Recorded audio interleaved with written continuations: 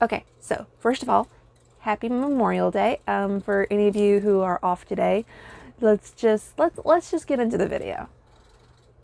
Today we are going to be talking about pacing. And I don't mean pacing like you're either walking a straight line back and forth, or you're in a circle and you're doing it because you're anxious, you're deep in thought, or you're trying to solve a problem that you just end up like absolutely tuning yourself out of the world. No, not that kind of pacing. No, we're going to be talking about the pacing of stories, and specifically what kind of pacing you think you should have in your story. I actually have my Discord group to thank for this, because we were talking, or they were talking about how they like their pacing and everything, and I think it's very important. Hi, my name is Kat the Crowing Dothery, and here at the Magic Library, we are going to be talking about pacing.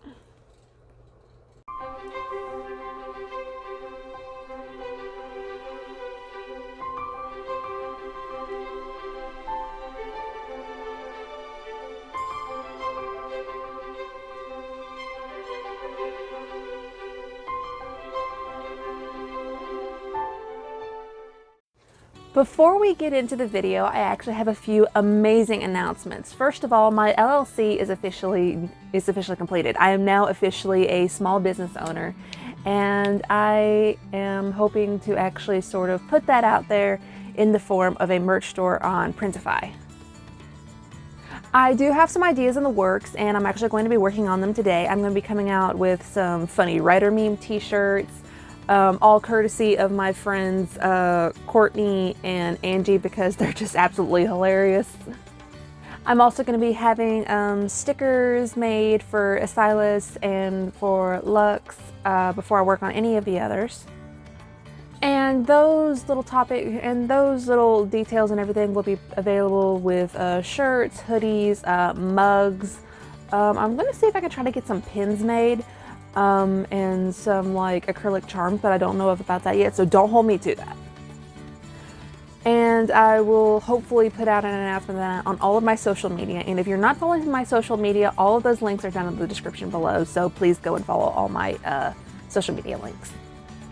Today is also a very big day, or technically yesterday was, because yesterday was the 2-month anniversary. Actually, no, I think it was actually 3 months that my book is actually no, February 28th, March 28th, April 28th, May 28th. Yeah, it's been 3 months.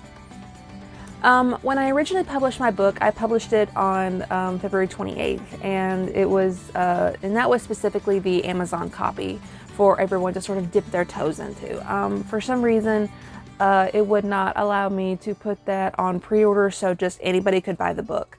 But it has been 3 months since that book has been out, and it's just, I love seeing that people that I know in my life are enjoying the book.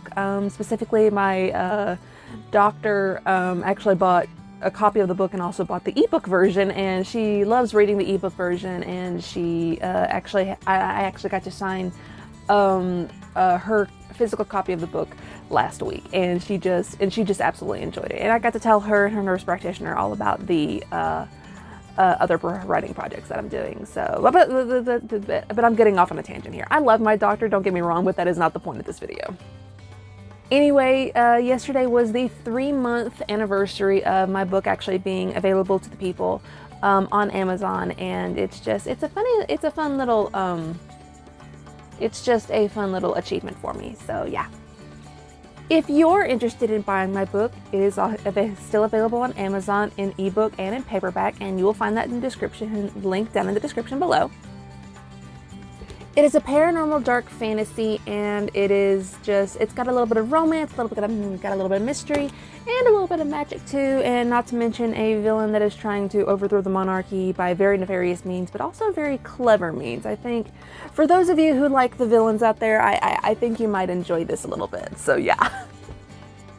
Also down in the description is a Goodreads link. If you are a part of Goodreads and you use that for your writing list, or your reading list, I would like for you to go and add that to your reading list, and then go to the Amazon link and buy the book, And if you, and when you finish the book, and if you like the book, please leave a review for it, because those reviews help me get a lot more circulation for the book, and it helps to get the book out there more.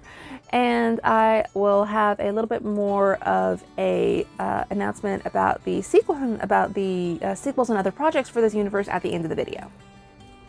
So with that out of the way, let's get into this video about pacing. Okay, so when pacing is just generally mentioned, there are usually two different kinds of pacing when it comes to stories. You have the kinds that are really, like heavy in setting up the world, for example, like Tolkien's Lord of the Rings verse. And that in itself is good to have just information given to you at the beginning, but it very well contrasts to what the other kind of pacing is, and where it's directly to the action and you get your information along the way. There are pros and cons to both. The typical pro that you see is that with your Tolkien-based world-building info dump at the beginning of the story, is that you get the history of the world, and you get of the world sort of relative to the story, and you get it to all the way up until the present day, to when the story begins. That is all well and good, but the common common con of that kind of storytelling is that you sort of lose your audience. And how you lose your audience is because they're just taking in all this information. They're not really paying attention to when the story actually begins. And that is usually a problem that I've heard a lot of people talk about when they talk about Tolkien and his works. Full disclosure, I still absolutely love The Hobbit, and it's one of my favorite stories, but at the same time, I do get what people are saying, and that the beginning of it can be a little bit jarring.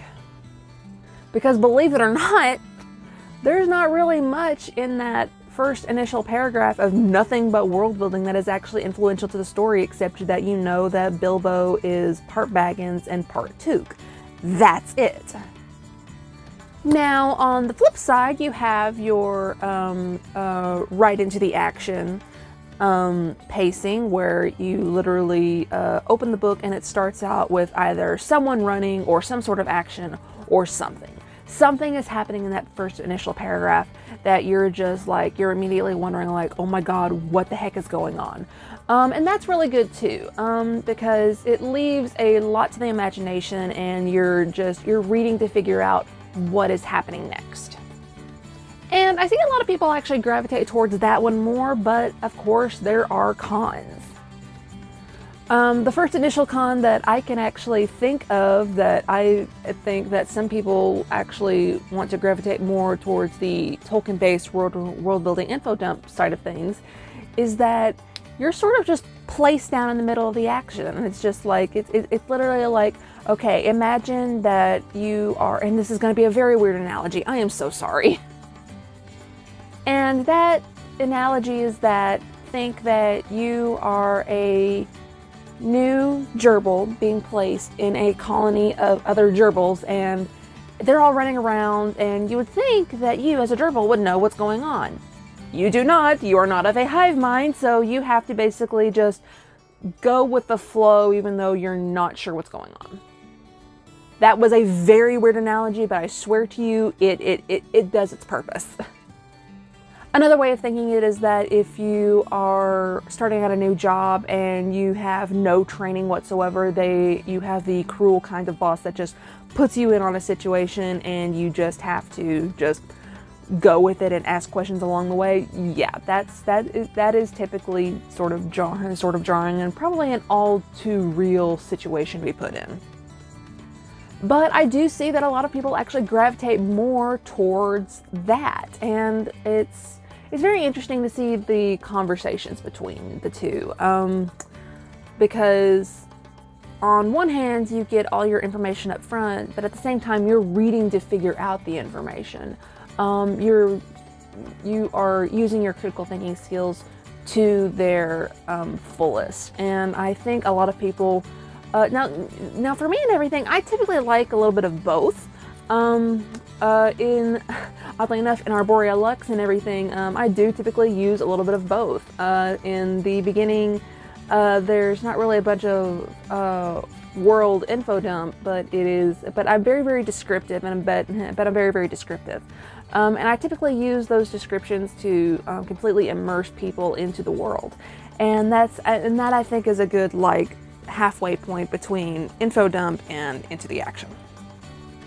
When it comes to stories and everything, and especially if you are writing a story and you're wondering how to begin, think of it this way. Depending on what story you're writing, whether you're a discovery writer or you are an outliner, think about how you want your readers to react. And this is like very almost entirely out of left field. Left field. Because this is my left side. But yeah, and this advice may be coming almost directly out of left field, but the thing about it is that depending on what you are comfortable with when it comes to writing, you may get readers or you may lose readers. And I say this with and I ask you to take this with the biggest grain of salt. That sometimes it just depends on what you want to write and everything. If you are comfortable with an entire info world dump, go ahead and do it. But I will say this, try to at least, at best, keep it minimal.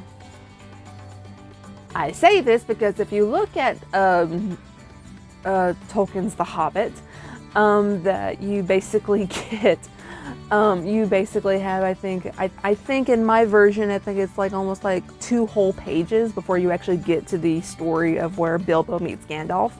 But it's just at the same, but it's it goes through almost the entire history of the Hobbits, and then it boils it down to the Tooks and the Baggins, and then you get to Bilbo, and it's okay, but what does all that have to do with the story and everything? The only bit of information that we could have actually gleaned from that, and that would have actually been important to the story, was the fact that Baggins is sort of an oddity.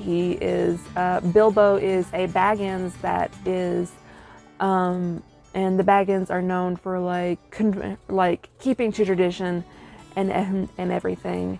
And they are just, and they don't do anything unexpected. Whereas the opposite side of him, the Took part of him, are very, very adventurous. They're very, very mischievous, and they're the kind that more likely go on adventures. So Bilbo is sort of the 2 sides of the same coin kind of person, and he's just, and it's just his expectations are on 2 different sides of it, like a chasm-like spectrum.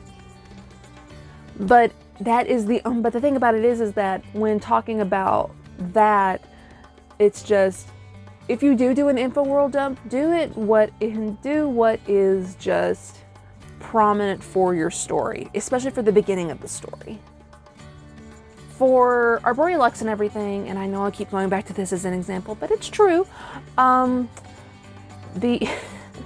I started it out is that I started it out specifically with Lux having her dream, having her vision, and having her vision of this wonderful white tree that we have absolutely no idea what this dream means and everything. But as the story goes on, you get clarity, and you are given a bit, and of course in chapter 2 you are given a bit of the history of Obsidia Terma and its hierarchy.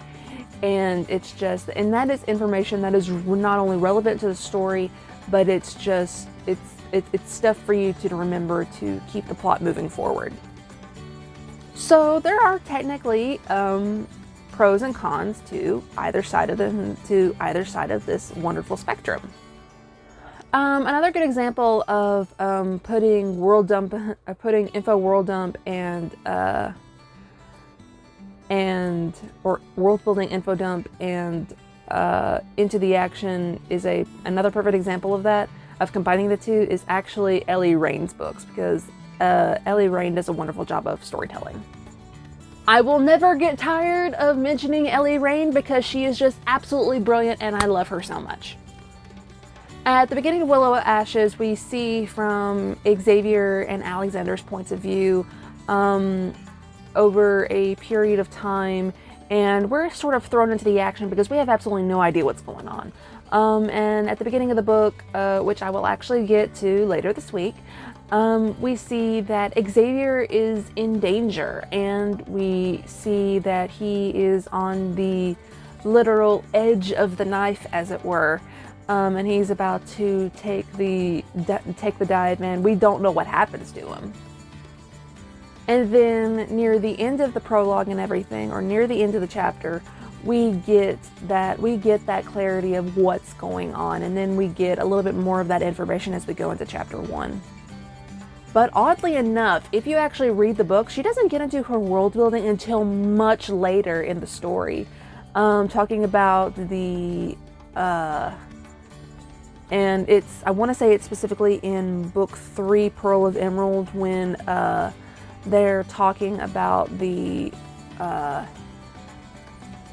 origin of shifter beings and everything, and it's absolutely it's phenomenal how she just stretches that information across, and it's really something that to learn to look forward to as a reader and as a writer, because as a writer and everything, you read what you like to read because it usually matches your own art and style and everything. And I typically like that about Ellie's because I actually am learning a lot more about writing craft from reading her books. So that's just that. So my typical advice for anyone who's wondering about how you should start or pace your book is look at some of the books that you find interesting, that you like, and if they are similar to your genre, specifically, look at that beginning chapter, look at that beginning paragraph, and see what that author does. Specifically because that will help you figure out what kind of world or beginning of your world you want to do for the beginning of the story. So yeah. And I do believe that is it for this video. I cannot think of anything else to actually add on without rambling on incessantly. So let's just leave it at that for a little bit. I did promise you guys some announcements, and we are going to be talking about the expansion of the Arborea Lux universe, and which I'm calling the Astra Bloodverse, but. Let's talk about what to expect after Arborea Lux and everything. Right now, I am working on the trilogy series that is coming right after Arborea Lux. It takes place generations after in a more modern setting, but it still has some magic in it, and it has to do with the various descendants of the characters that we visit in Arborea Lux. Specifically Xyla and Phoenix, and then we've also got Xyla's twin sister Arena. We've got Alita, who we're just right now learning about in the book 2. Okay. Some disclosure here, and I don't really recommend this to anybody who is a discovery writer. The only reason I'm doing it is because I don't believe in like just breaking up a story among books while you're writing it.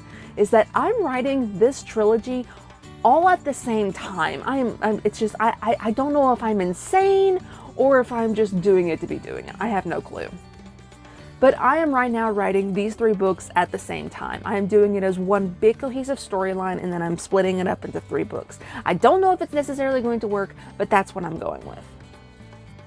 Right now, I'm nearing the end of book 2. I'm actually about to start going into I just finished up a little bit of an info dump that was placed into dialogue and everything, and that in itself is an interesting technique. But we're about to end up going to the big boss fight, and then near the end of it, we're going to be talking about some like extremely deep stuff, especially between Xyla and her twin sister, because they meet for the first time, but it's very, very short-lived. What do they talk about? Well, you're going to have to wait to find out. After that trilogy series, which I'm calling the Seraphim series, I'm going to be going back to Arborea Lux, and I'm going to be writing the official companion novel for it called Anime Nexum, and that in itself is going to be directly from Silas's point of view. And it's going to be interesting to write from Silas's point of view, considering what I know happens in Arborea Lux, but doing everything from his point of view and everything, that's going to be interesting. And I'm actually looking forward to writing it. It's going to be fun to be writing it from Silas's point of view.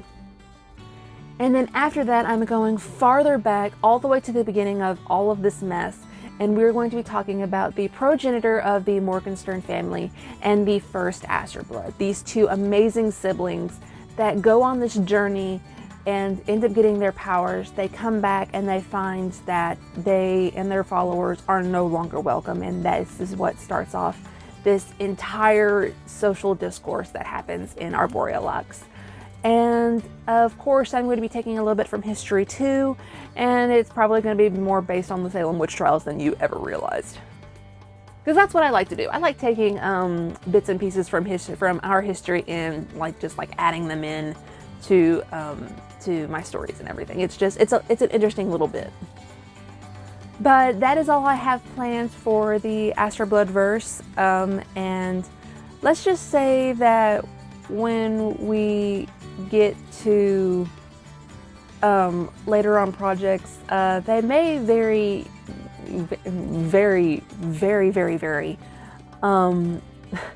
They're going to be very much they're going to be different, but at the same time they're still going to be dark fantasy. I'm actually hoping to work a little bit more on the Ghosts of Birchwood Hollow. I am actually going to be rewriting the entire book from scratch, because I still have the basic outline in my head back when I was in high school, and I didn't know how exactly to write all of this. But it's going to be interesting to see where that goes, and I'm looking forward to it, because that was technically the first manuscript I ever finished that I never edited, and Arborea Lux is my first one that I actually went through all the way through the follow-through, and I got it published, and I'm wanting to get Ghosts of Birchwood Hollow published as well. So that's probably going to be the next project I'm working on. That, Heirs of the Fallen, and also the Mortality Companion. So yeah. I've got a very full plate and a very full summer and few years ahead of me, so I hope you guys stick around for all of it. If you liked this video and you want to see more, please subscribe to my channel and ring that bell for more notifications. And I want you to help me get to my goal of 100 subscribers before the end of the year. It's a very small goal, a very small milestone, but it's a milestone nonetheless, and it's where I want this channel to be into the coming year.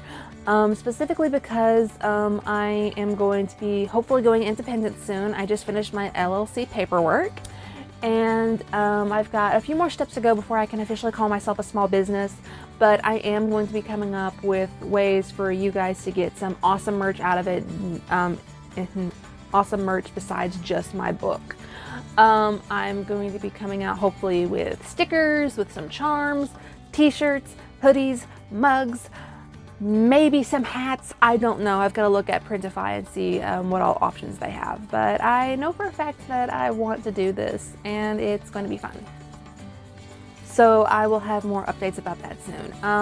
If you guys are not following me on any of my social media links to keep up with my writing projects, YouTube updates, my life in general, or this amazing journey that I'm going on, please go down to the description below and go follow all my links and everything. I have an author page on Facebook, I have a page, I have a Twitter page, I have an Instagram, and I also have TikTok. I actually just put out the 4th installment of Funny Writer Memes, and I looked at it this morning, and it has over 660 views. It is at 667 right now, and I'm just so floored by how many people actually like this book, actually like this and everything.